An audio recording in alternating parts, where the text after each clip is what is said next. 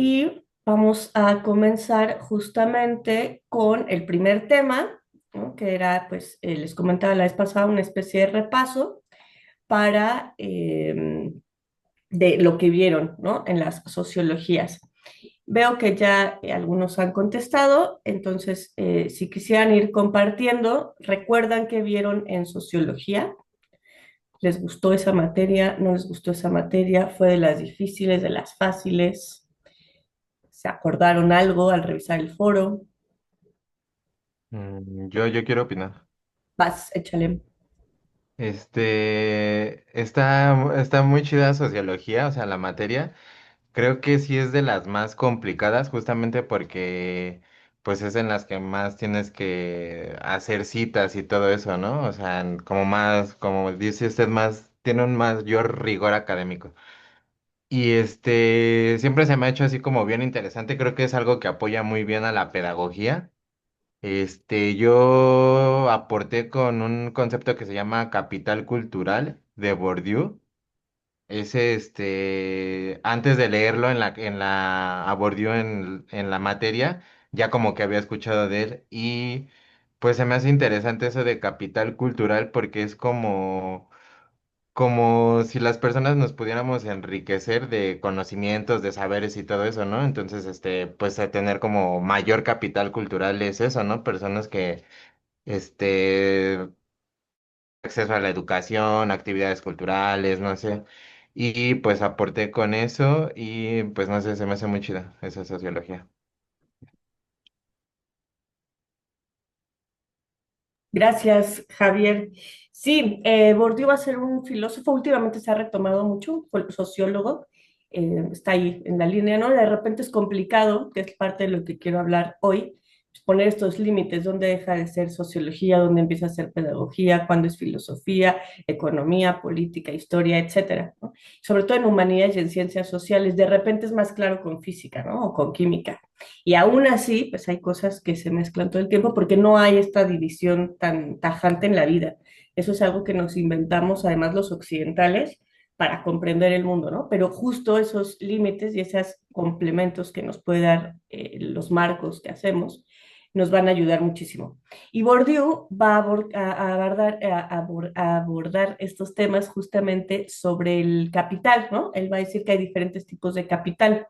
Generalmente cuando escuchamos capital, pues pensamos en capital económico y Bourdieu va a decir, no, pues no, hay otras cosas mucho más importantes, o si no más, pues igual de importantes en el desarrollo de las personas, ¿no? Esto justamente tiene que ver con la forma, la sociología lo que va a estudiar es cómo las personas interactuamos entre nosotras, ¿no? No en individuos, sino en grupos, y cómo esos grupos interactúan. Por eso, esto que dice Javier es muy cierto, ¿no? La sociología y la pedagogía van muy de la mano, sobre todo en la creación de ciertos proyectos educativos. Gracias, Javier. ¿Alguien más que ya haya comentado, que no haya comentado, pero quiera comentar?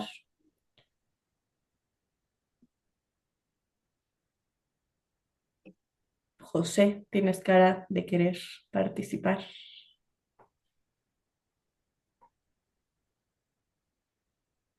No. Pamela, ya participaste. Ah, no, ¿verdad? Tú eres del cambio, todavía no puedes entrar a la plataforma. ¿Qué recuerdas de No, tus todavía no, clases, maestra. Pamela, de sociología? ¿Recuerdas algo? ¿Nada? Sí, pues yo recuerdo que me costó trabajo porque, bueno, había dejado de estudiar varios años y la verdad, no estaba muy en contacto con todo lo que se estaba viendo, pero me resultó muy interesante todo lo que aprendimos y aparte de todo, siento que como ocasionando, ¿no? Todo lo que vivimos, cómo se desarrolla la sociedad con todo lo que aprendimos en la clase.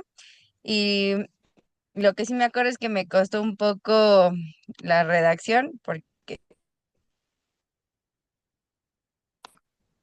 luego a veces me enredo yo solita con lo que quiero decir. eh, de, ay, que vimos a Henry Girox, vimos Uy, es que me estoy tratando de acordar. Uno que era italiano, este, ay, Alejandrina y Mitzi también estuvieron en mi clase y me acuerdo porque la maestra me gustó su explicación que dio de, déjeme, aquí hasta lo tengo anotado en un apartado porque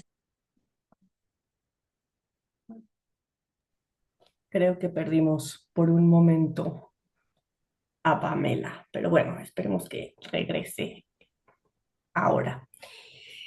Sí, bueno, Henry Giraud es uno de los filósofos, bueno, de los sociólogos más importantes en términos de educación, ¿no? Siempre digo filosofía, o bueno, últimamente me confundo porque yo estoy más en el trabajo filosófico de la sociología y de la pedagogía, pero lo que les digo, ¿no? Estos límites van a ser de repente muy poco precisos y pues, se van a ir mezclando y de repente no sabemos bien dónde hacer estos límites.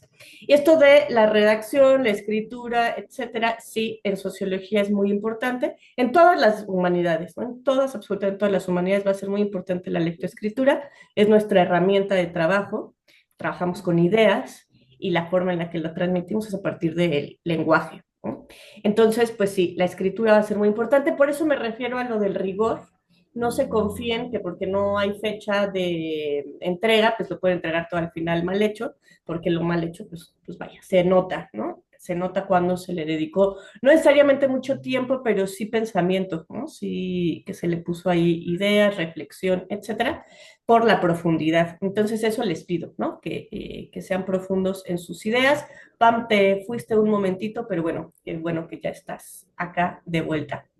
¿Alguien más que recuerde algo de sociología, eh, cómo trataron los temas, qué hicieron en la materia, qué lecturas revisaron?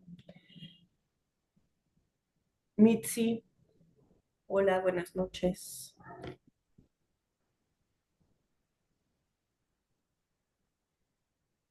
Stephanie,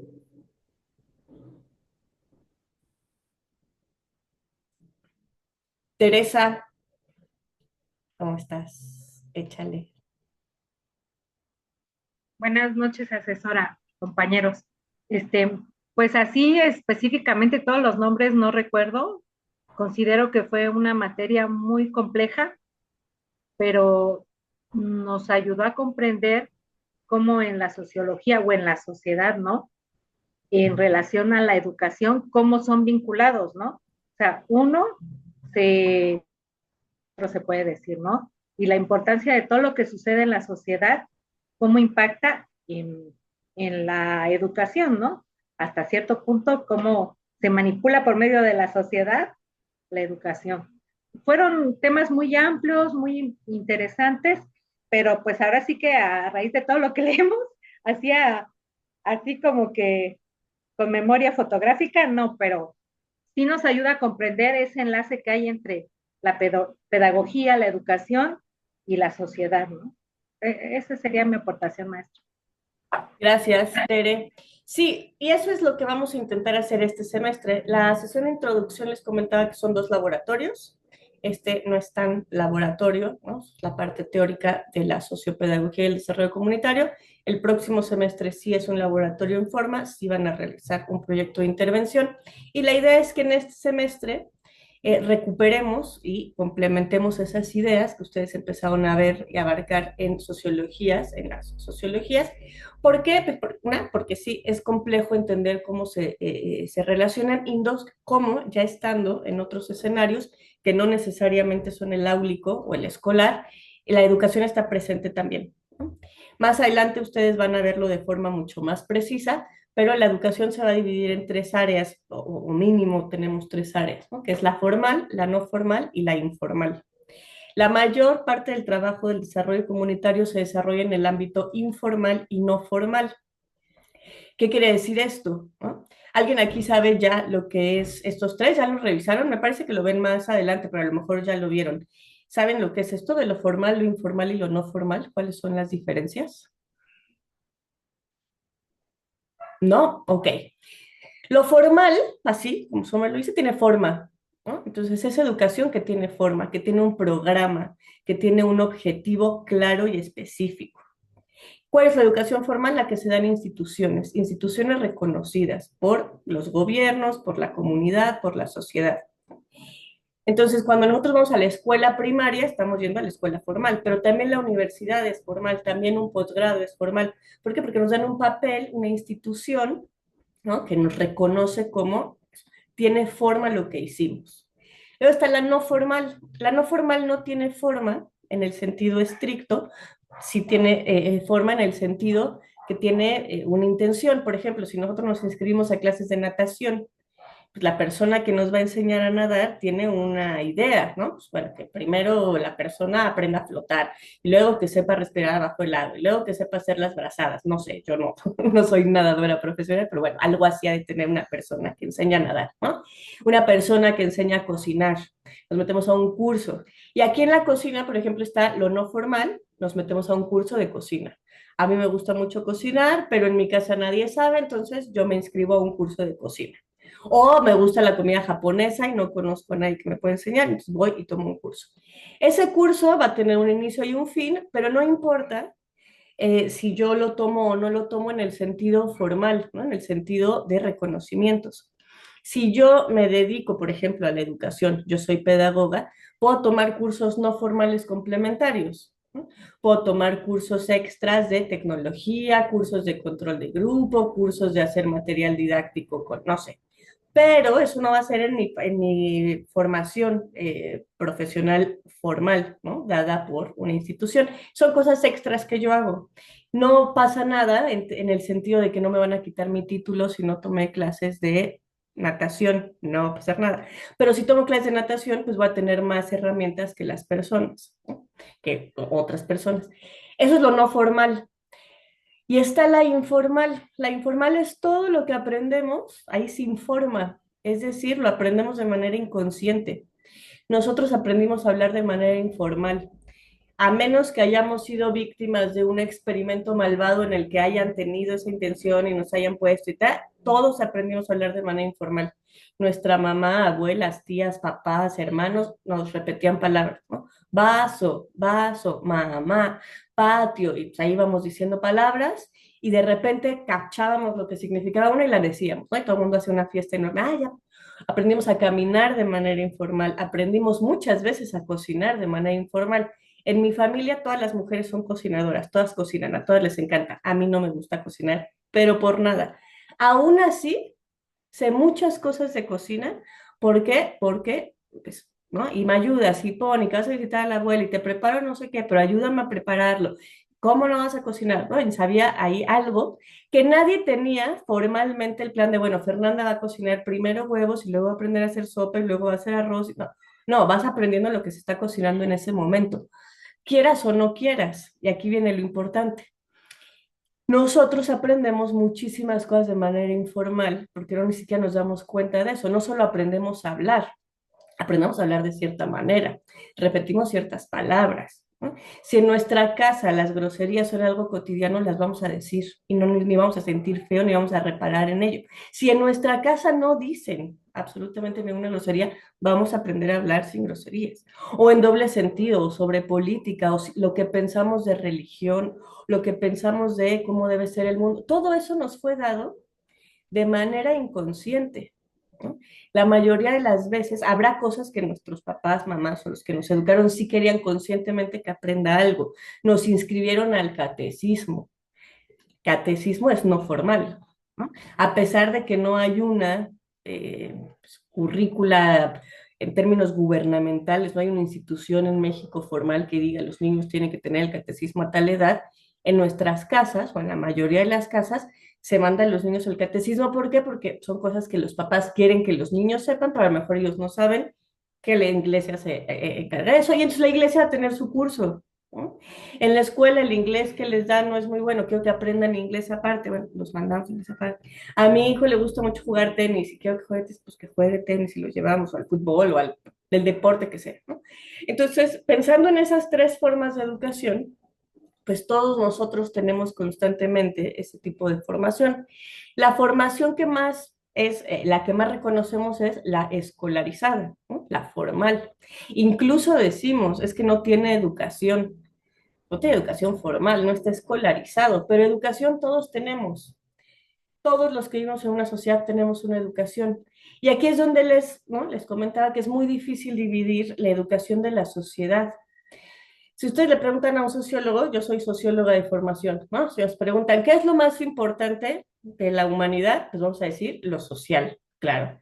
Pero si le preguntan a un historiador, ¿qué va a decir? Pues la historia, ¿no? Y un economista, la economía. Y si yo les pregunto a ustedes, desde la pedagogía, ¿qué van a contestar? Pues la educación. Sin educación no se puede hacer nada, ¿no? Todo lo aprendimos en algún momento. Pero también todo se relaciona con lo económico o con lo político, por ejemplo.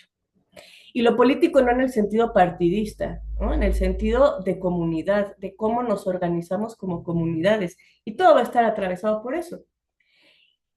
Entonces, ¿qué es primero, lo social o la educación?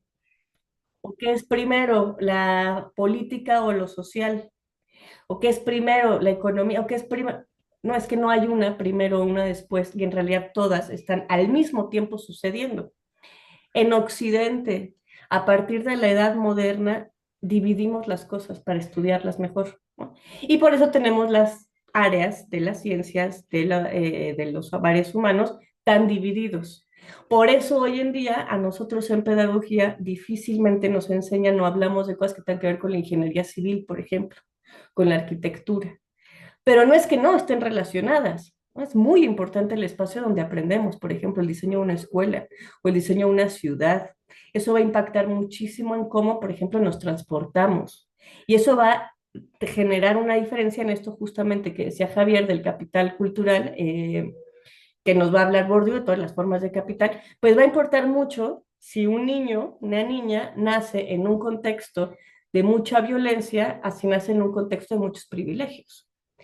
Y podrá ser mucho más inteligente la persona que nace en el contexto de vulnerabilidad y va a tener más oportunidades la persona que nace en el contexto de los privilegios. Y ahí ya no tiene que ver con el individuo, ¿no? Y ahí ya no tiene que ver con la educación en el sentido formal. Esto del capital cultural tiene que ver con la educación no formal e informal. Dependerá nuestro bagaje cultural y nuestro bagaje personal la posibilidad que tengamos de aprender nuevas cosas. Si nunca en la vida hemos estado cerca de libros, por ejemplo, aunque a nosotros nos interese mucho y hagamos un esfuerzo brutal personal, competir con una persona, y sobre todo en el ambiente capitalista en el que vivimos, ¿no? Que todo está desarrollado para la competencia.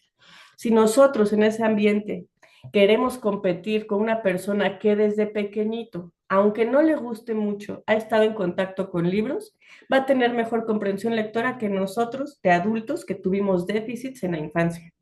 Y eso es uno de las formas en las que esto tiene que ver. Entonces, en esta materia, la idea justamente es ir viendo cuál es el papel ya no de la sociología como la ciencia que estudia la educación, sino cómo la sociología se vincula directamente con los procesos educativos y formativos de los sujetos. Esa es la idea de la sociopedagogía, ¿no?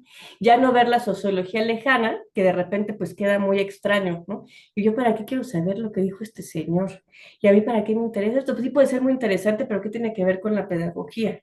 Bueno, pues ahora, este semestre, la idea es que vayamos viendo cómo es que se relacionan de manera directa. Uno de los temas primeros que vamos a ver, o que el siguiente tema que sigue, es la ideología, por ejemplo, ¿no? Y entonces de repente decimos, bueno, ¿y la ideología? Pues yo para qué voy a ideología, porque tenemos muy grabado o muy interiorizado, ¿no? Que la ideología tiene que ver con cuestiones políticas. Entonces podemos decir, esa es una, o cuestiones que son muy de fanáticos, ¿no? Eres la ideología, toda esta cuestión de la ideología de género que de repente hay. Y hablamos, es que eso es ideología, como si otras cosas no fueran ideología, ¿no? O como si ideología en sí misma fuera algo malvado que nos va a perturbar. Y ese tipo de situaciones es lo que vamos a ir viendo y cómo nosotros desde los espacios, no nada más escolares, estamos educando constantemente y estamos educando pues según nuestras posibilidades. Porque yo no puedo educar, por ejemplo, en chino, yo no hablo chino, ¿no? Entonces, si yo tuviera que trabajar con una comunidad china, o ellos tienen que hablar español, o lo tenemos que hacer ahí a señas, o tendría que, yo no podría trabajar directamente con ellos. ¿Por qué? Porque son cosas que yo no conozco. Eso no significa que no pueda haber procesos de comunicación o que no podamos aprender, pero formalmente se vuelve muy complicado. Y yo les voy a enseñar desde mis posibilidades. Todos hacemos eso. Ustedes cuando vayan a estar frente a grupo, cuando vayan a desarrollar la pedagogía, no van a poder dejar todo lo que ustedes son personalmente y decir, no, yo aquí solo soy pedagogo, pedagoga y todo lo demás lo dejo fuera. Eso no es posible, ¿no? Por mucho tiempo la sociología, bueno, las ciencias sociales todas, intentaron esta cuestión de la objetividad máxima. Por ahí hubo un par de señores, o bueno, hubo tres, pero vamos a hablar de dos, Comte y Durkheim, que muy probablemente Durkheim ya lo leyeron, ¿no? En Sociología 1 muy probablemente lo revisaron, y ese señor es discípulo de otro señor que se llamó Comte. Ellos dos van a ser los que van a crear formalmente, o bueno, van a fortalecer algo que nosotros conocemos como el positivismo. Y el positivismo fue una postura teórica, una postura, un paradigma en el que veíamos y analizábamos la realidad. ¿Qué es lo que van a hacer las teorías? ¿No? Las teorías, si bien están comprobadas, de todas formas son interpretaciones de la realidad. Por eso las teorías van cambiando, ¿no? Se van complementando, van dejando partes. Una teoría que está cerrada, es decir, que ya no tiene posibilidad de transformación, pues queda deshecha, ¿no? Eventualmente la vamos a desechar. Una teoría que constantemente está en posibilidades de generar cambios es una teoría que va a sobrevivir. El positivismo fue o está en esa situación. Hoy día decir positivismo implica ciertas cosas que ya no estaríamos tan de acuerdo todos, ¿no? ¿Qué quiere decir el positivismo o cuál era la intención del positivismo? El positivismo lo que intentaba hacer era explicar la sociedad a partir de las reglas de la física. La primera vez que se utilizó la palabra sociología fue para sustituir la palabra o lo que antes se utilizaba, que era filosofía social, ¿no? La física social, perdón. La física social era lo que pues trataban, con lo que trataban de explicar a la sociedad, y después va a surgir la palabra sociología. Esto de la física social va a ser muy importante porque en ese momento la física se está consagrando como una ciencia válida, verdadera, que dice cosas que son certeras y que se pueden comprobar. Y aquí esto es lo más importante, la comprobación. Entonces los científicos de ese momento van a decir, bueno, pues si todo tiene que ser científico, todo tiene que ser comprobable. Pero hay cosas en la humanidad que no pueden ser comprobables o que no pueden ser experimentables más que comprobables de la misma manera. La comprobación va a ser distinta en las ciencias sociales. Nosotros no podemos hacer experimentos de la manera en la que la hacen la física, la química, la biología, ¿no? Nosotros no podemos poner así, bueno, vamos a ver qué fue lo que pasó en la Revolución Mexicana. Entonces vamos a tomar a las mismas personas y vamos a hacer un escenario, porque obviamente un experimento, ¿no? Lo que entendemos hoy día como experimento está controlado. Y sabemos, ¿no? Tenemos control de las variables y las manipulamos para que hagan lo que queremos que hagan y ver esa reacción. ¿Cómo podemos hacer eso con eventos mundiales o nacionales como una guerra, por ejemplo? Aunque pongamos los escenarios lo más parecido posible, una, pues no está sucediendo de verdad y eso hace que nuestro experimento ya tenga un giro distinto. Y dos, los sucesos que se dieron de cierta manera son irrepetibles. Entonces, esa manera de experimentar no nos es posible en las ciencias sociales y en las humanidades. Tenemos otras, ¿no? No es que no se hagan experimentos y no es que no podamos hacerlo, pero tenemos otras. Y además, nosotros, después de la Segunda Guerra Mundial, empezó a haber muchos límites con la ética, ¿no? Y va a surgir algo que conoceremos como la bioética. Entonces ya no podemos decir, ay, bueno, vamos y agarramos a unos niñitos ahí, al fin que son negros, judíos, homosexuales, tal, como se utilizó por muchísimo tiempo, ¿no? Ellos ni se van a quejar, no importa, tal, los traemos y experimentamos. Hoy eso ya no lo podemos hacer. Y entonces eso hace que nuestra forma de interpretar y acercarnos a la realidad sea distinta. Entonces, ¿qué pasa con estas situaciones? Pues nosotros buscamos otras formas de pues, demostrar lo que estamos diciendo. Para eso, ¿no? Pues pasó mucho tiempo El positivismo dijo, no, claro que se puede experimentar, claro que se puede. Y lo que intentó hacer era demostrar cómo la sociedad funcionaba a partir de este tipo de reglas tan estrictas que hay en la física. Hoy sabemos que eso ya por así no funciona, ese positivismo quedó fuera. Sin embargo, pues todavía nosotros fuimos educados de manera positivista, ¿no? ¿Positivista en qué sentido? Justamente en esta creencia a la ciencia, justamente el no, pues está respaldado científicamente es lo que vale. Entonces automáticamente desechamos muchas otras formas de concepción del mundo. Si no es científico, si no está validado por universidades o por la academia, si no hay artículos, no, entonces no vale, ¿no? Ese conocimiento no vale. Eso es completamente positivista, es darle un poder a la ciencia que no necesariamente tiene, ¿no? La ciencia, por supuesto, que nos va a ayudar para muchísimo, pero solo creer que a través de la ciencia vamos a poder explicar todo lo que sucede es algo que la misma ciencia plantea como incorrecto, ¿no? Es una hipótesis que la misma ciencia diría, vamos a dejarlo en la duda. La ciencia no diría sí, sí es cierto, ni no, no es cierto. Diría, bueno, tenemos que demostrar eso, ¿no? Pero tener este pensamiento con esta cosa tan adoctrinante de la ciencia es parte de nuestros rezagos que tenemos ahí del positivismo. La bandera de Brasil, ¿qué dice en su escudo? No sé. ¿No saben qué dice la bandera de Brasil? Orden y progreso.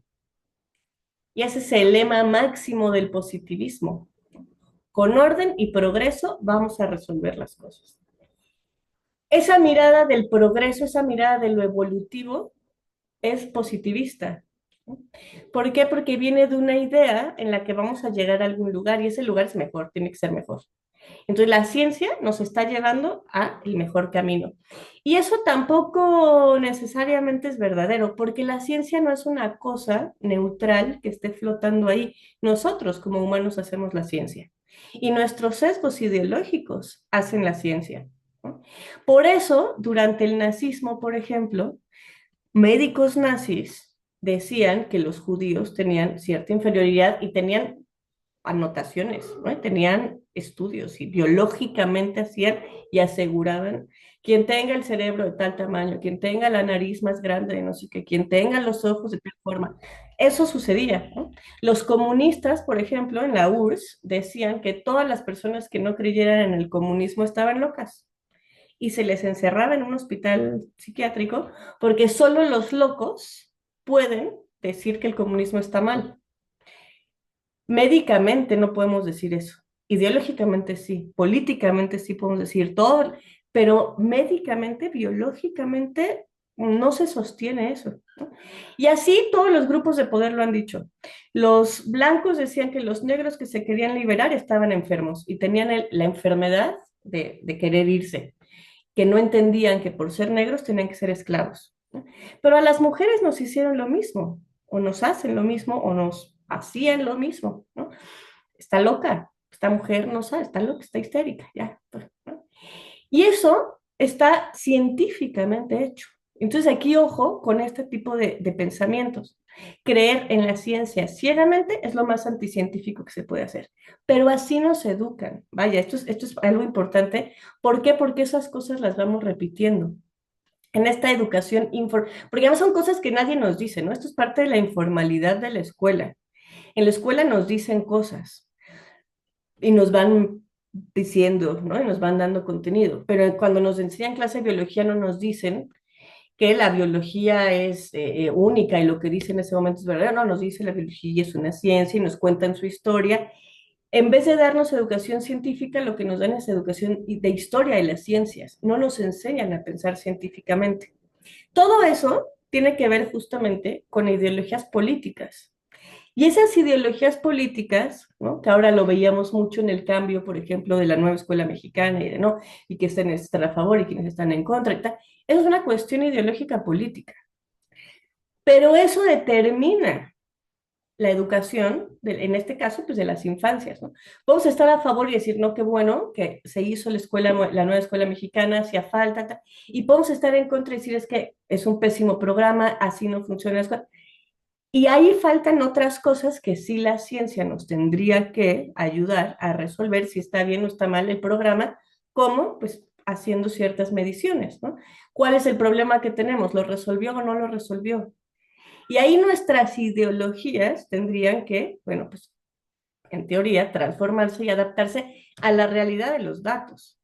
Y aquí viene otra cosa, ¿no? Bueno, esos datos.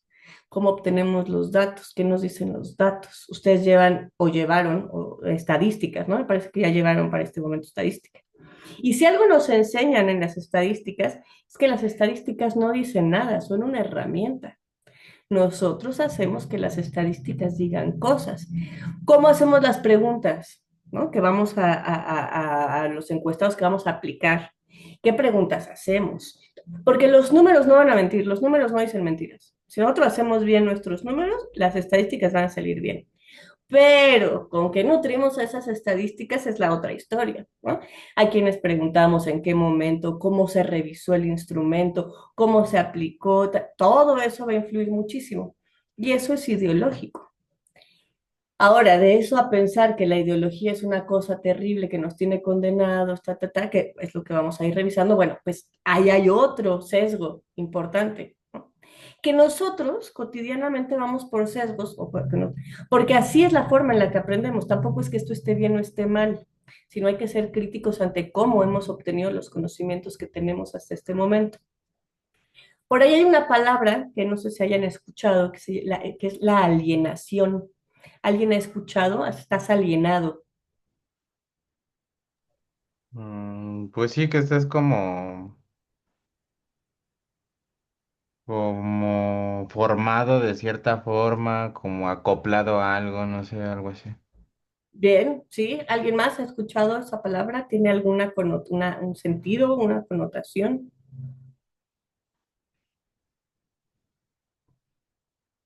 ¿No? Pues sí, va por ahí, por lo que decía Javier, ¿no? Cuando decimos, ahí estás alienado, es que ya no piensas por ti mismo, ¿no? Eso es como que generalmente lo que queremos decir. José, Es que en las lecturas viene mucho la palabra alienación y lo viene vinculado con la opción, o sea, como que abstraído de la sociedad o algo así, ¿no? Algo así me entendí yo. O como muy bien, enfocado en... sí, sí, sí, justamente, ¿no? Esa palabra tuvo una carga marxista muy importante. Marx va a ser el que la pondrá por ahí en alto, pero tiene una historia particular esa palabra. Y lo que también es alienación y enajenación es sinónimo. ¿Han escuchado enajenación de bienes? ¿No? En términos legales, la enajenación de bienes, que es cuando a alguien le enajenan un Como se bien. adjudica, Te quitan, como una exactamente. adjudicación. Exactamente, ¿no? La enajenación de bienes es a quien determinan de quién es ese bien, ¿no? Me enajenaron un bien, me lo quitaron. ¿Por qué es eso o por qué son sinónimos? Esta palabra va a surgir, la palabra enajenación ya existía en términos legales para los bienes. Y por ahí va a haber un filósofo, Hegel, que va a decir, bueno, es que eso también pasa con los humanos, ¿no? Nos quitan nuestra capacidad de pensar. Y eso va a ser la enajenación como a un bien que lo enajenan, que lo quitan, deciden de quién es, pero alguien, un tercero, no la persona dueña del terreno, sino un tercero decide qué pasa. Hegel va a decir, pues eso nos pasa. ¿No? Pero él va a decir que eso nos pasa en dos momentos, que la alienación va a ser en dos momentos. La alienación con la que va a trabajar Marx va a ser la primera alienación de Hegel. Para Marx esa es la única alienación. Hegel dice que hay dos alienaciones.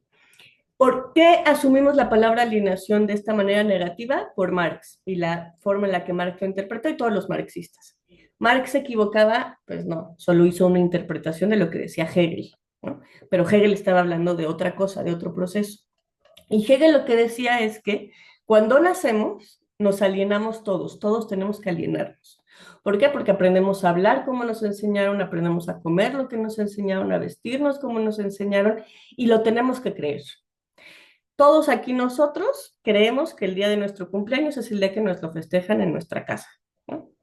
Y pues nos consta que nacimos ese día, pues escuchamos historias por ahí, pero así que nos consta que yo diga, yo sé que yo nací ese día y me consta que esa señora es mi mamá porque yo lo vi, vamos que usáramos una prueba de ADN, pues confiamos, ¿no? Y esa confianza pues de repente hay veces, hay casos terribles en los que pues de repente, chin, ¿no? Pues no, no era mi mamá, o hubo una historia terrible, por ahí están las abuelas de Mayo, que justamente se dedican a rescatar niños a los que se robaron y los hicieron crecer en otra familia. ¿Por qué va a ser importante eso del origen o demás? Eso no va a determinar nuestra vida, ¿no? Si yo crecí con una mamá que no era mi mamá, pero me cuidó como si fuera mi mamá, esas acciones no se quitan, pero toda la mentira que hay alrededor me va a generar conflictos de identidad. ¿Por qué nunca me dijeron que no era cierto? ¿Por qué me mintieron? Bueno, ¿qué pasó con mi mamá de verdad? Porque todo eso nos va a surgir. Y es que no es que los hechos hayan cambiado, sino la interpretación de los hechos cambian. Y Hegel va a decir que es necesario que en nuestra primera etapa de vida nos creamos todo lo que nos dicen sin cuestionarlo, porque así es como nos hacemos de una identidad del mundo. Pero va a llegar un momento, dice Hegel, que esas historias, esos relatos ya empiezan a tener huecos y empezamos a desconfiar. Entonces ya lo que nos dicen nuestros papás ya no lo tomamos como la verdad absoluta, ya empezamos a ver que esos señores son humanos, se equivocan, dicen mentiras, están cansados, nos inventaron cosas para no llevarnos al parque, hicieron las cosas que hacen las personas, ¿no? Y entonces nosotros ya empezamos a decir, y nos damos cuenta que en la escuela los profes tienen prejuicios personales que nos han transmitido y que de repente conforme vamos generando nuestro propio criterio, podemos ir, no, esta persona dice mentiras, no, esta persona es demasiado liberal, demasiado conservadora, es demasiado lo que queramos ponerle la etiqueta y vamos eligiendo. Ese segundo momento va a decir Hegel que es necesario que todos lo tengamos porque es cuando realmente vamos a crear nuestra propia identidad y creamos una segunda alienación. Esa segunda alienación, ¿no? Que es la segunda etapa, es con la que tenemos que estar luchando constantemente. Porque una cosa es que ya no le creamos a nuestros papás todo lo que nos dicen y la otra cosa es ya no creerle a las instituciones en las que empezamos a creer, ¿no? Voy a poner un ejemplo, esto no pasó, pero lo voy a inventar. Yo crecí en una casa súper católica y entonces en mi casa todo era muy católico y colegio católico y todo era... Y yo voy creciendo y voy conociendo a otras personas y entro a la universidad y conozco un grupo de gente que no son católicos, que al contrario, ¿no? Son anticristianos, anticatólicos y hacen cosas que el catolicismo dice que está mal y que yo nunca había visto, pero tienen sentido y me empiezan a gustar y me quiero llevar con esta gente, entonces empiezo a romper con las tradiciones católicas de mi familia. Y en esas entro y conozco el comunismo. Entonces, el comunismo es antirreligioso. El grupo comunista que yo quiero entrar es completamente antirreligioso. Y entonces yo desecho toda mi formación católica y me voy hacia la formación comunista.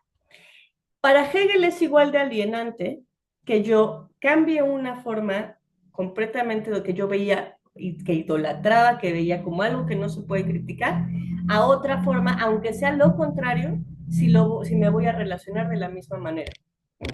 Acríticamente, no cuestiono. Entonces, de nada sirvió que yo dejara ciertas cuestiones que aparentemente para mí eran una carga, si me voy a ir a otra institución de la misma manera sin hacer crítica, sino. Entonces, lo que Hegel va a decir es que nuestra lucha contra la alienación es estar constantemente preguntándonos qué es lo que creo y por qué creo en eso. Hay cosas que no podemos dejar de lado, ¿no? Hay cosas que nos son dadas desde niños y que no podemos desalienar, como el lenguaje, como ciertas estructuras familiares. Por muy mal que nos caiga nuestra abuelita, si en nuestra casa nos inculcaron que a la abuelita se le respeta, y podemos tener una relación extraña y vamos a tener mucho conflicto, pero es algo que nos va a quedar, son estos rezagos. Hay veces que podemos luchar contra eso porque de verdad nos genera un conflicto brutal y rompemos ciertas relaciones. Aquí la cosa no está en romper o no romper. Yo puedo seguir siendo católica toda mi vida y no por eso no haber roto la manera en la que me enseñaron el catolicismo, la manera en la que a mí me dijeron que, y bueno, yo hago una reflexión y digo, oye, no, pues a mí hay cosas que sí me gustan, cosas que no me gustan, y yo genero una propia relación con esa institución, ¿no? Lo mismo con la escuela, lo mismo con la familia, con la política, con el deporte, con la institución que ustedes quieran. Según Hegel, tendríamos que tener esa segunda alienación.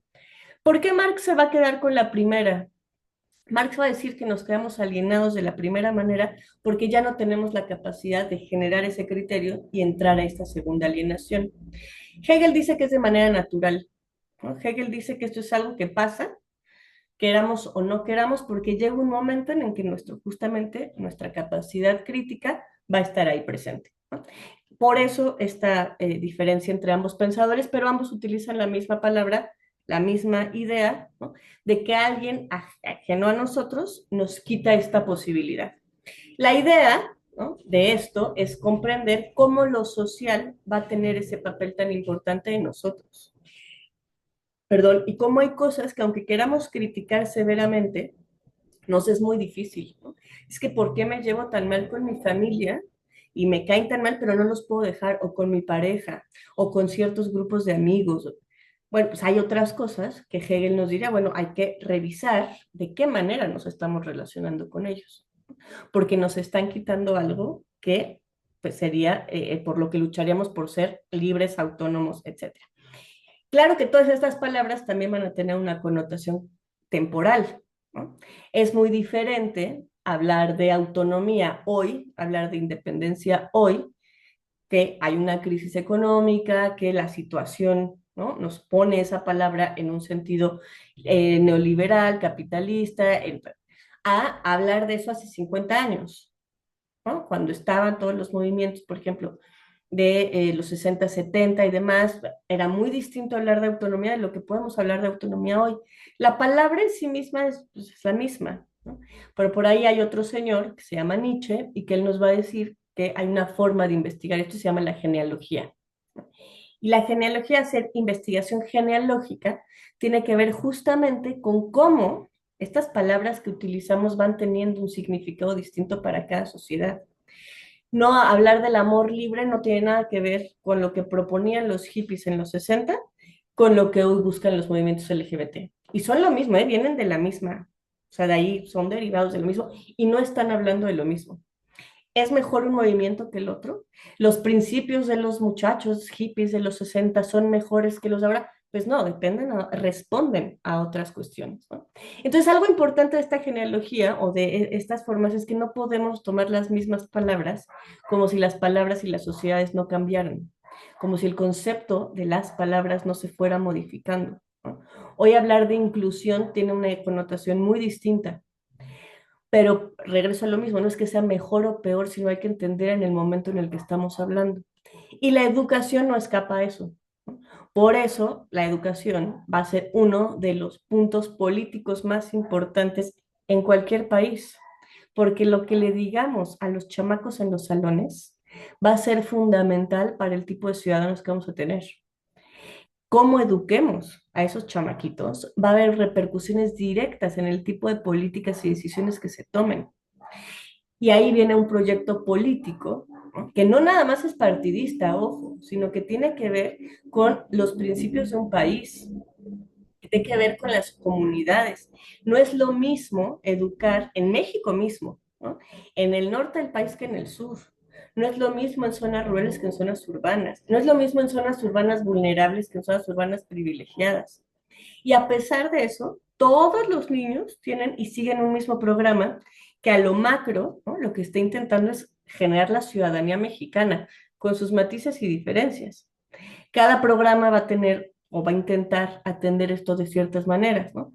Ahora el proyecto de la nueva escuela mexicana que está tratando de recuperar el sentido común, o bueno, de comunidad, recuperar ciertas formas regionales, darle peso a los docentes ante su grupo, porque bueno, pues, se quejaban, ¿no?, los docentes de que estar frente al grupo, ellos no tenían la posibilidad de elegir nada, ahora se supone que se les está dando. Eso no quita que estemos muy a favor, ¿no? Por ejemplo, yo estoy muy a favor de muchas cosas de la nueva escuela mexicana. Eso no quita, ojo, y aquí viene esta otra parte, la crítica, ¿no? Y aquí viene el punto en el que nosotros tenemos que aprender justamente a reconocer estos factores. No porque yo esté muy de acuerdo con que haya un cambio en la escuela, voy a estar de acuerdo con cualquier cambio que se haga. O, no, toda esta propuesta es buena y ya, todo esto es bueno y Bueno, a ver, ¿qué? Y lo más importante, ¿con base en qué voy a tener esas opiniones y esos criterios? Ya pasó el tiempo suficiente para que veamos si el proyecto funcionó. Parte del problema que tenemos en este país es que los proyectos educativos no duran más de 6 años. Entonces, cada administración llega y pone su programa. ¿Cómo vamos a saber si funciona o no? Si solo duró 6 años, es una generación de primaria. Y si al chamaco le tocó en tercero o cuarto de primaria, ya entró a otro programa en secundaria y ya no pudimos ver la continuidad del plan de cambios. Y eso ha pasado desafortunadamente muchísimo en México desde los 80. No vemos continuidad en los planes de estudio. Y eso no es sin querer, y eso no es mala onda de los políticos, y eso no es que cada quien quiera hacer lo que se le pegue la gana. Eso es una proyección política, ¿no? Hay una intencionalidad ahí. Muchas veces esa intencionalidad no es tan clara, ¿no? No es que haya un grupo de personas conspirando y vamos a hacer que los niños no aprendan a sumar, ¿no? Pero sí hay otros proyectos intencionados que tienen consecuencias directas en cómo leen y escriben nuestros niños, ¿no? Nuestros estudiantes. Ahora todo el mundo está muy preocupado con la inteligencia artificial generativa porque ya no vamos a leer. Jamás se ha leído y escrito tanto como en este momento. Cómo leemos y cómo escribimos es el problema. No vamos a dejar de leer y escribir. Jamás habían escrito tantos mensajes. Los chamacos de hoy leen y escriben como desquiciados. Claro, no leen más de 3 oraciones seguidas, todo es corto, ¿no? Todo es rápido, no tienen capacidad lectora, la capacidad, bueno, pero entonces el problema no es la inteligencia artificial generativa, sino porque tiene 5 años además funcionando o menos, sino porque hay un abandono histórico de cómo nos enfrentamos a la lectoescritura. Ese problema no es nuevo en México, es viejísimo y solo sigue empeorando. Y eso lo vemos, no sé ustedes, hay que hacer análisis muy autocríticos. Yo, pues, toda mi vida, yo he sido muy lectora y cada vez me cuesta más trabajo hacer lecturas largas porque está el celular. Y ni suena, ni me llaman, ni nada, no pasa nada, el celular está ahí, pero yo estoy leyendo y, ¿no? Y yo pienso, si a mí me gusta hacer esto, yo me dedico a hacer esto y tengo problemas, no me quiero imaginar a los pobres chamacos que están creciendo con el celular como un instrumento cotidiano. Yo crecí sin celular y ya vivo con esta adicción o con estas prácticas completamente condicionadas con el celular. No me quiero imaginar cómo va a ser la vida para los chamaquitos que vienen, pero no porque la tecnología en sí misma esté mal, sino cómo estamos formando a los ciudadanos y a los sujetos para que nos relacionemos con ella, ¿no? Entonces, este tipo de triangulaciones y este tipo de contenidos es lo que vamos a ir revisando a lo largo y por eso revisamos esta materia en el sentido de que, bueno, pues la sociedad implica muchas más cosas que esta cosa, ¿no? Que se burlan de los sociólogos, de ahí todo es una construcción social. Claro que todo es una construcción social, pero entender eso es mucho más difícil, ¿no? Ahí viene parte de la complicación de la sociología, porque aunque todo es inventado por nosotros, ¿no? Vivimos en esos mundos inventados. El dinero lo inventamos nosotros. No existe el dinero en la naturaleza. No es como que yo vaya y siembro un arbolito y salen billetes de 100 pesos. Eso no pasa. Se inventó. La democracia no está bajo de las piedras. Lo inventamos. Los sistemas políticos en los que vivimos, no es que alguien haya dicho, ah, mira, ya me encontré este sistema político, no, lo inventamos con nuestras cabecitas humanas. El problema está que esas construcciones sociales delimitan materialmente nuestra vida. No es como que yo diga, oigan, nosotros ahorita en este grupo hay que ponernos de acuerdo, todos nosotros sabemos que el dinero no existe o que es ficticio, que no está en la naturaleza, vamos a dejar de usar dinero. Sí, sí, sí, todos saben. Quiero ver que podamos sobrevivir, ¿no? Y entrar a la tienda y decir, oye, no traigo dinero, pero no importa, el dinero no es real. Traigo estas zanahorias que sí son reales, te las cambio por estos doritos. Pues el de la tienda, el de Oxxo me va a decir, pues, mira, tus ideas muy chulas, vete a otro lado, aquí no, aquí quiero dinero. Entonces no es así de fácil que podamos ponernos de acuerdo entre nosotros y decir, ay, pero no existe, no pasa nada, no lo tomemos en cuenta, ¿no? Entonces, esto de las construcciones sociales, si bien son en efecto invenciones humanas, son invenciones humanas que nos afectan directa y materialmente, afectan cómo pensamos, afectan cómo nos relacionamos, afectan, ¿no?, todas las estructuras micro y macro con las que convivimos cotidianamente. Entonces, no son decisiones que podamos tomar al aire, ¿no? Son presiones muchísimo más fuertes. Esto de la familia, por ejemplo. Ahora estaba leyendo un libro muy interesante, se los voy a pasar por si les interesa, se llama Cómo piensa el mundo y está hecho por un filósofo, justamente, que se pone a analizar, él hace filosofía comparada y se pone a comparar la filosofía occidental, pero con la filosofía india y china principalmente, diciendo justamente que, no, que somos muy occidentalocentrados, ¿no? Que si hablamos de filosofía siempre pensamos en Grecia, en Alemania, perdón, pero pues hay otras partes del mundo donde se hace filosofía. Entonces él empieza a hablar de eso y justamente una de las cosas que va a decir es esta relación que tenemos en Occidente, tan, pues sí, la manía, ¿no? De todo dividirlo hasta lo más pequeñito posible para estudiarlo, pero en esa división tan pequeñita, pues vamos perdiendo otros elementos, ¿no?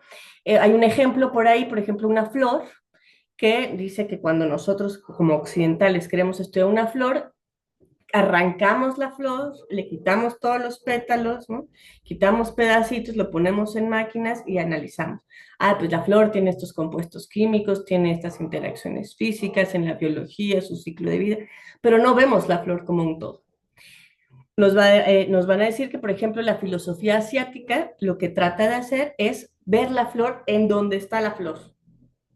No la arranca, no la divide, estudia la flor ahí mismo. ¿Qué pasa con esto? Las dos formas de aproximarse son distintas. Ninguna nos va a decir realmente qué es la flor. En una nos va a dar los elementos de la flor, pero no vemos a la flor en su totalidad. Y la otra tratamos de ver la flor en su totalidad, pero desconocemos estos otros elementos. Hoy en el mundo tenemos una visión bastante, mucho más híbrida de lo que se tenía antes. Hoy está muy presente el mundo asiático, ¿no? Está creciendo muchísimo la influencia asiática, para bien, para mal, como cualquier otra influencia cultural. Y aquí lo interesante está en ver justamente cómo nos vamos relacionando con ello y cómo eso va afectando la forma en la que nosotros nos concebimos en el mundo. Esta idea de China ahorita, por ejemplo, China históricamente había sido el país, un país pobre, un país autoritario, un país en retraso, un país con cosas mal hechas, por ejemplo, ¿no? Comprar cosas chinas antes era sinónimo de cosas de mala calidad, etcétera. Y hoy, bueno, pues vemos que ni son tan malvados los chinos, ni están tan atrasados, que tienen otras dinámicas interesantes en las que pues, podríamos ahí converger, etcétera. Pero esto nuevamente es una cuestión ideológica, ¿no? Esto nuevamente es una cuestión que se nos va diciendo que nos va, porque además no es que estemos cerrados, lo que escuchemos va a generar una influencia en nosotros, positiva, negativa, pero nada se queda ahí neutral, ¿no? Nada pasa como, ah, pues ni cuenta me di. Vamos teniendo estas ideas y dependiendo el valor que le demos a la fuente donde la escuchemos, va a ser si tenemos más credibilidad o no, etcétera. Pero no es que los chinos históricamente hayan sido todas estas cosas que nos dijeron, sino las interpretamos de cierta manera y hoy que el mundo se nos presenta de otra manera, bueno, la interpretación va a ser otra, ¿no?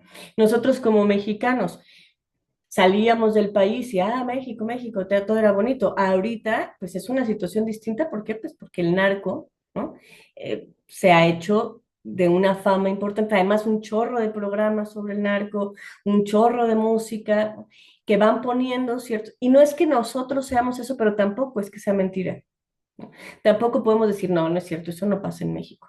Pero de eso a que todos los mexicanos seamos así, bueno, lo mismo en todas las partes del mundo, lo mismo con todas las interpretaciones que intentemos hacer. Aquí lo importante es que tengamos conciencia de esos sesgos, que conozcamos que existen esos sesgos en nosotros y en las personas que nos rodean y tratar de analizar el mundo partiendo de ellos, ¿no? Un autor que seguramente han revisado, que se llama Max Weber, él tiene un libro muy interesante que se llama El político y el científico. Y en ese libro va a decir que los políticos se dediquen a hacer política y los científicos a hacer ciencia y a enseñar, ¿no? Weber, como buen alemán, pensaba que los científicos deben estar en el aula, no deben estar separados, ¿no? Los docentes, cualquier docente, tiene que ser además investigador. En ese sentido, pues tienen que ser lo más objetivos posibles, tienen que tener una visión hacia la educación y hacia el sujeto, y el político tiene otro perfil, ¿no? Tiene un perfil en el que hay otras cuestiones involucradas. No son objetivos, caen mucho más en la subjetividad, tienden más hacia justamente las ideas en términos ideológicos, etcétera. Hoy día, ¿no? Lo que va a decir Weber es que hay que intentar, pues, dejar esos sesgos personales. Esto todavía está muy en la corriente del positivismo. El positivismo creía que era posible, ¿no? Dejar todos los sesgos personales.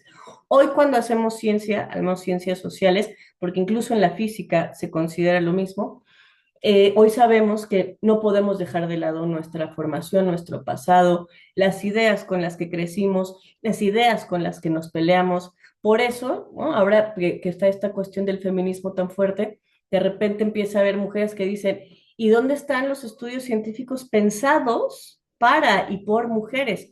Y no porque no se trata nada más que entren mujeres al mundo científico a repetir los experimentos que hacían los varones, sino que haya mujeres aportando desde el ser mujer y de su experiencia como ser mujer. Pero lo mismo con los indígenas, lo mismo con las personas negras. En México, hasta hace muy poquitos años se reconoció la negritud mexicana, ¿no? Se reconoció que había población afromexicana como tal, que hay un porcentaje de personas, se le consideró en el INEGI como un grupo étnico distinto, hasta hace nada de tiempo. ¿Por qué? Porque la negritud mexicana se ignoraba. El ignorarlo no hace que no exista, solo hace que políticamente desaparezca, que socialmente no sea considerado, pero los sujetos siguen ahí, ¿no? Y al ser ignorados socialmente, ¿qué implica? Que no van a estar representados políticamente. Entonces, que se les considere, pues es un gran logro, pero la pregunta es, ¿por qué nos tardamos tanto como mexicanos para reconocerlos? ¿No? ¿Por qué nos tardamos tanto para reconocer a los pueblos indígenas como etnias reconocidas en México? Porque todos nos sentimos muy orgullosos de México, hay muchos grupos étnicos y muchos indígenas y todo este legado, pero en términos sociales y políticos no había representación indígena. ¿Por qué pasan esas cosas? Bueno, no son sin querer, que esto es algo muy importante, en estas cuestiones no hay neutralidad, pero tampoco es la maldad de caricatura, ¿no? Tampoco es la maldad de un grupo de personas malvadas estando ahí sentados y diciendo, vamos a maltratar a los indígenas. No, hay personas educadas creyendo que los indígenas valen menos. Y esas personas ejecutan leyes pensando que los indígenas valen menos. Entonces es todavía más malévolo, porque si realmente se sentaran y dijeran, ay, vamos a atacar a los indígenas, podríamos atacar a ese grupo de personas. No, todos entramos en estas dinámicas porque ideológicamente fuimos educados de esa manera. Y aquí es cuando empezamos, ¿no? Con estas cosas de la tibieza, bueno, pues no es tan malo, bueno, pues yo, siempre ha sido así. ¿Para qué nos preguntan qué vamos a cambiar? Y no se trata de cambios mágicos, ¿no? También esa es otra cosa que hay que aprender en la sociología. No hay cambios que se puedan dar inmediatamente y de forma automática y decir, ah, ya todos nos dimos cuenta, sí, ya nos dimos cuenta, sí, ah, bueno, vamos a cambiarlo. ¡Tum! Se cambia. Ojalá fuera así de fácil. Pero ahí viene la antropología para decirnos, no, la cultura es algo mucho más complicado que eso, ¿no? No solo son prácticas conscientes y cotidianas, sino tiene que ver con la significación que damos al mundo. Y aquí va a haber un problema, porque si nosotros creemos en algún, por ejemplo, ¿no? Nosotros, toda la cuestión ahorita con los musulmanes, judíos, cristianos, está brutal. ¿Qué va representando un judío en este momento? ¿Qué va representando un musulmán en este momento? Cristianos, ¿no? Si son cristianos católicos, si son cristianos que pertenecen a otras ramas del cristianismo, va a haber una interpretación distinta a los hechos que estén sucediendo ahorita. Y aquí, ¿no? Es muy complicado porque una cosa es lo que creemos en términos religiosos y otra cosa es las prácticas que ejecutamos. Por eso hay marcos legales. Con la cuestión de la migración, por ejemplo, ¿no? Ah, es que los migrantes son terribles y es que qué cosa, y que vengan, o no, benditos migrantes, que lleguen todos. Pues va a ser muy diferente el tipo de migración que tengamos, ¿no? Y muchas veces lo que tenemos son estereotipos de migrante bueno y migrante malo. Y la mayoría de las veces olvidamos que el gran porcentaje de los mexicanos hemos sido o tenemos familiares migrantes, ¿no? Y que este país pues, ha dado grandes migraciones al mundo y que hemos recibido grandes migraciones.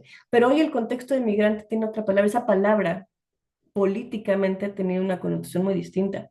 Entonces hoy nos enteramos de que alguien es migrante y lo vamos a ver con unos ojos distintos. no porque queramos, sino porque socialmente la palabra va teniendo otra postura.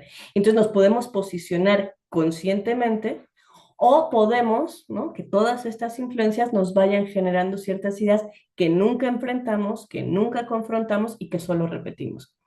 Así va a ser la mayoría de nuestra vida, pero la idea es que con esta materia, al menos en cuestiones educativas, ¿no? Reflexionemos el por qué estamos educando como estamos educando.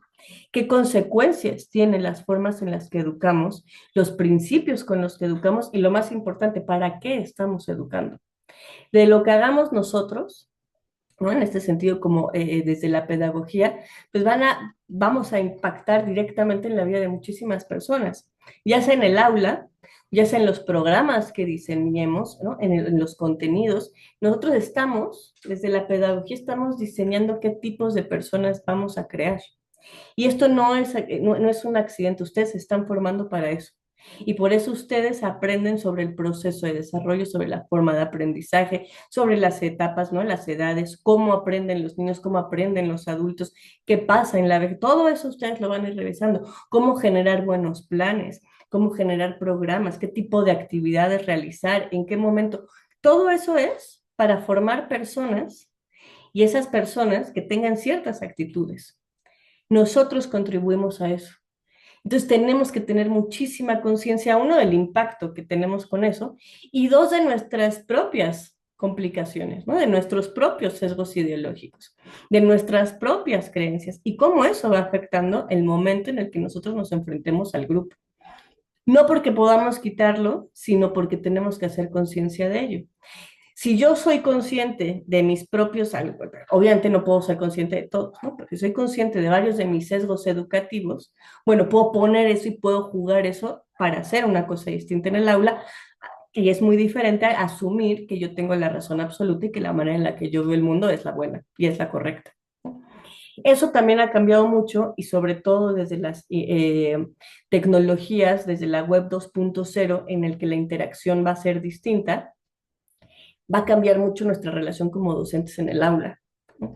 Porque antes, pues, se callan ustedes y yo tengo la razón y punto final. Y así aprendimos la mayoría de nosotros, ¿no? Todavía la primaria era, pues, la maestra, ¿no? O al menos a mí todavía me tocó eso, no había forma de dudar, de buscar información de otras fuentes, pues pasa la enciclopedia, y mucho del contenido que se nos daba era mecánico y repetitivo. Hoy en día los chamacos tienen acceso a muchas otras fuentes de interacción, muchas otras, pero eso no significa ni que las sepan interpretar correctamente, ni que las sepan usar, pero ahí están. Y entonces, pues nosotros cuando llegamos al aula, ya no solamente somos ya no soy la señora que sabe cosas y que dice te calles y no, no, ahora soy una persona a la que pueden confrontar con el celular en la mano, ¿no? Pues en Google dice otra cosa, maestra, pues según Wikipedia lo que está diciendo es mentira. Y hay dos formas, ¿no? De acercarme a eso. Ah, deja tu celular y nada, nada, no están permitidos. A ver, ¿qué estás revisando? ¿Cómo lo buscaste? ¿Dónde lo buscaste? Vamos a confrontar ideas. Hoy nos enfrentamos a un paradigma completamente diferente, pero el proceso de la educación no va a ser tan distinto al que ha sido históricamente, ¿no? Por eso esta crítica a la escuela. Ay, es que la escuela no ha cambiado nada. Hay cosas en la comunicación humana que nos tardamos mucho más tiempo en cambiar. No es que no hayan cambiado social y políticamente las escuelas, económicamente, ¿no? Hoy tratamos de meter a la mayor cantidad de chamacos con una sola persona.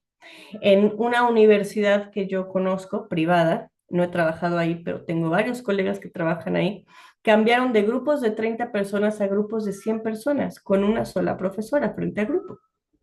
Presencial.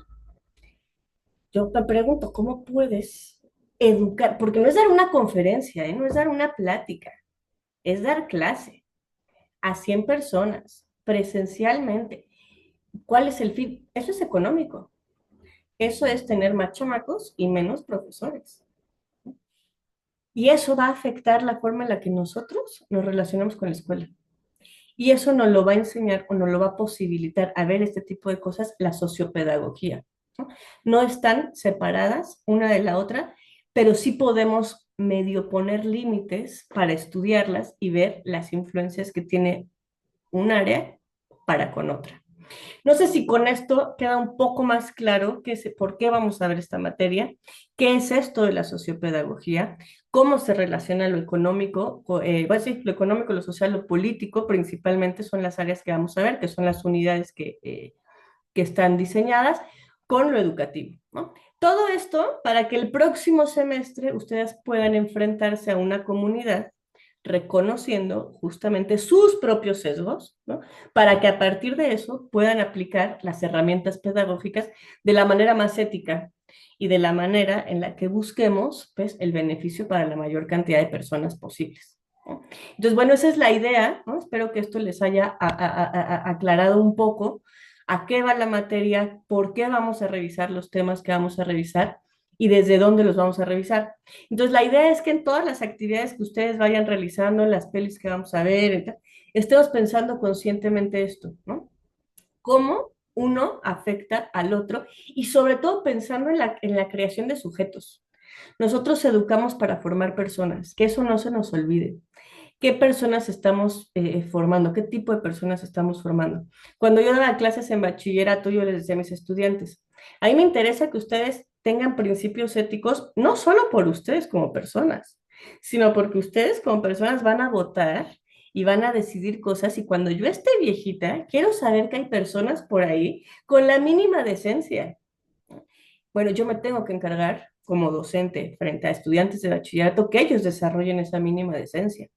En este caso, ¿no? Yo como profesora de esta materia, yo me tengo que encargar que ustedes salgan y que conozcan cuáles son las herramientas y las repercusiones de la aplicación que hay en las comunidades, ¿no?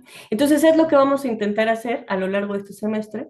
Espero que, pues, que les siga dando emoción con eso de la sociología. A mí de verdad me encanta. Y esta materia a mí me gusta muchísimo porque creo que es para ustedes. Les digo, yo no soy pedagoga, yo soy socióloga, yo llegué al mundo de la pedagogía después. Y algo que a mí me ha gustado mucho y que he visto mucho es justamente cómo muchas veces la pedagogía se encierra ella misma en lo escolar. Y esto es una ventana enorme para otro campo de trabajo de la pedagogía, ¿no? El trabajo en campo, el trabajo comunitario, el trabajo en otras áreas.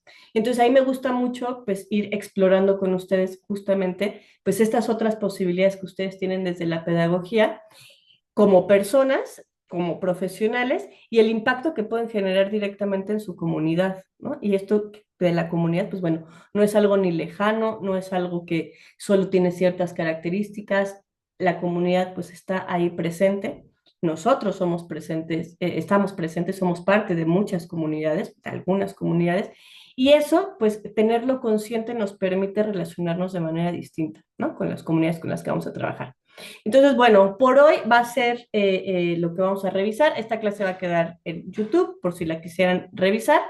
La próxima clase ya vamos a entrar de manera más profunda justamente a esta cuestión de la ideología, una vez dejando claro estos conceptos que me importaba medio empezar a trabajar. Entonces vamos a ir trabajando con el material, ¿no? Espero que puedan leer para la próxima clase ya el material de la actividad uno que es el próximo lunes, aunque no hayan hecho la actividad, pues sí darle una revisada al texto para poder hacer esto un poco más, pues, interactivo entre todos e ir resolviendo estos conflictos conceptuales. Javier, te escuchamos.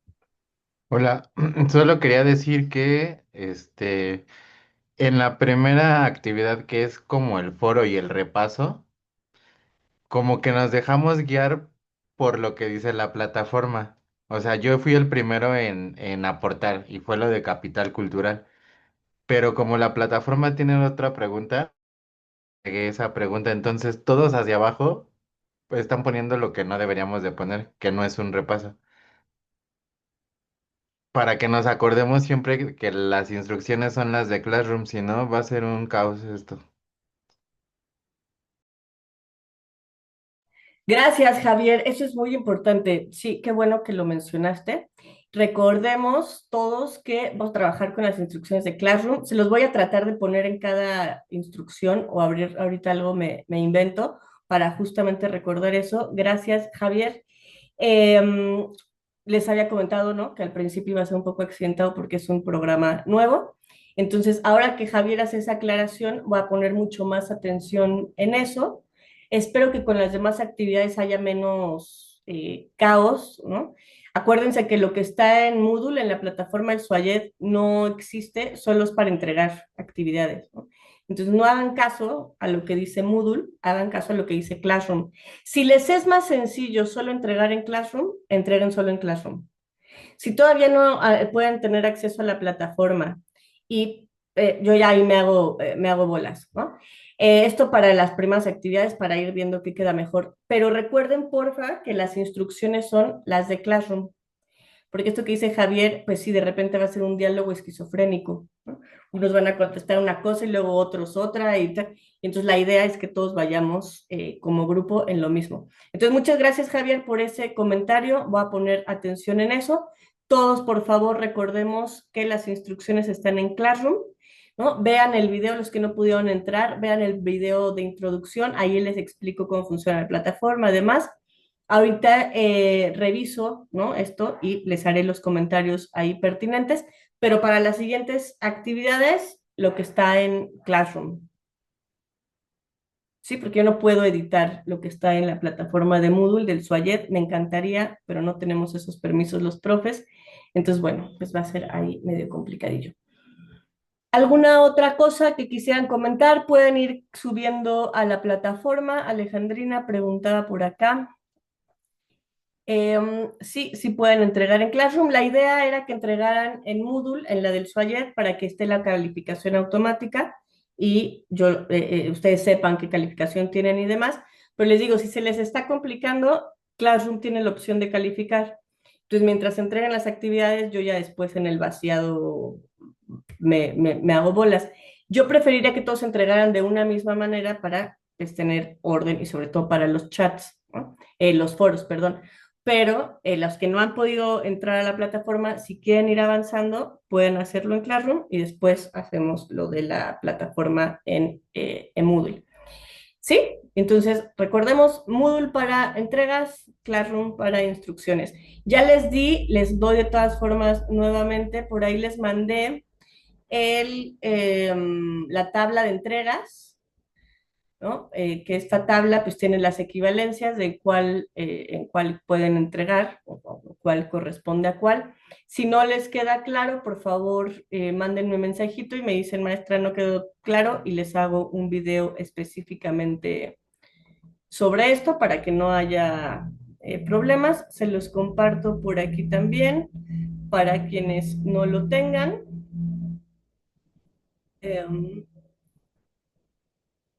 Bueno, ahorita se los mando al grupo de WhatsApp otra vez porque no puedo desde aquí ahorita. Ok. ¿Alguna otra duda, comentario?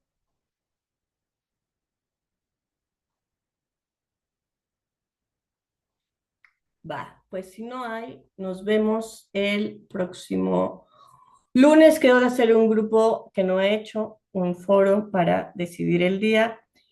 Lo voy a hacer ahorita. Yo espero que pues, nos vayamos quedando ya en un solo día, ver la disponibilidad de la mayoría y si la mayoría pues lo seguimos el lunes. Por ahorita hago lo del grupo. ¿Alguna otra cosa que haya faltado que yo les haya dicho que les iba a entregar y que no les haya entregado? No, hasta ahorita todo bien. Entonces, ya está la tabla de equivalencias. Ya está el programa, se los paso para los que entraron al grupo después, que no lo tengan ahí en WhatsApp, se los vuelvo a mandar ahorita a WhatsApp. Y creo que por esta noche sería todo. Estén muy bien, descansen. Nos vemos la próxima semana, ya en el día acordado. Y hagan la lectura, porfa, ¿no? Para que discutamos. Les digo, aunque no hagan la actividad, pues sí, una revisada la lectura para que esto se ponga más guapachoso. ¿Les parece? Sí, Excelente. maestra. Pues qué gusto tenerles por Avisaré, acá. maestra. ¿Perdón? ¿Dónde? Perdón, Sí, dime, Vero. avisará, maestra, es el cambio de día o la hora, etcétera. Sí, yo lo aviso en el grupo Sí. de WhatsApp, en el acuerdo que tengamos, y les envío la liga al grupo por cualquier cosa. Ahí va a estar toda la información. Gracias, muchas gracias. No, pues a ustedes que estén muy bien, que tengan linda noche y nos vemos la próxima semana. Gracias, buenas noches Igualmente. a todos. Gracias a todos. Gracias a todos. Chao. Gracias, maestro. Luego. Bye. Ah.